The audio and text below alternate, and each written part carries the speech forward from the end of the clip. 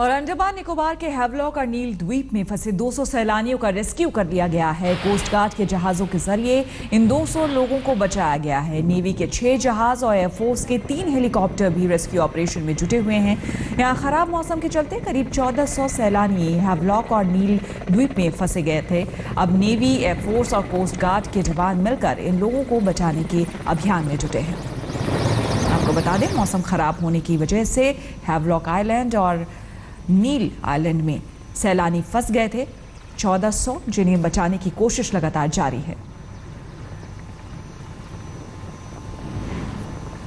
द्वीप समूह में गत 2 दिन से जो डीप डिप्रेशन की स्थिति बनी हुई है वो आज भी बरकरार है, किंतु आशा की जा रही है, जैसा प्रेडिक्शन किया गया है, कि शाम तक कुछ स्थिति नॉर्मल हो सकती है।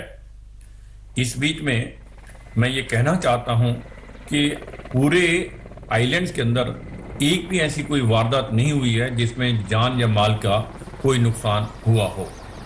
केवल मात्र जो हमारे टूरिस्ट हैवलॉक और नील के अंदर आए हुए हैं उनको वहां पर रुकने के लिए कहा गया है। मनोगिया लोईवाल हमारे संवाददाता हमारे साथ जुड़ गई है। मनोगिया, अभी भी वहां पर क्या बारिश हो रही है? क्योंकि बारिश की वजह से ही मौसम खराब और उसके बाद लोग फंसे हुए हैं, और साथ ही साथ रेस्क्यू ऑपरेशन का अपडेट। बिल्कुल बारिश हो रही है, लेकिन जिस तरह से पिछले 2 दिनों से हो रही थी वैसी नहीं हो रही है। जो जहाज थे वो पिछले 2 दिनों से वहीं खड़े हुए थे, लेकिन अब कोस्ट गार्ड के साथ साथ वायुसेना ने भी अपना काम किया है। नौसेना के करीब 6 जहाज थे जिन्होंने 120 से अधिक वहाँ पे पर्यटकों को लिया है, और वो अब वहाँ से मतलब हैवलॉक और नील आइलैंड से वापस पोर्ट ब्लेयर की तरफ आ रहे हैं। पोर्ट ब्लेयर में मौसम बेहतर है, हालांकि स्कूल कॉलेज सारे बंद हैं आज और कल 2 दिन के लिए।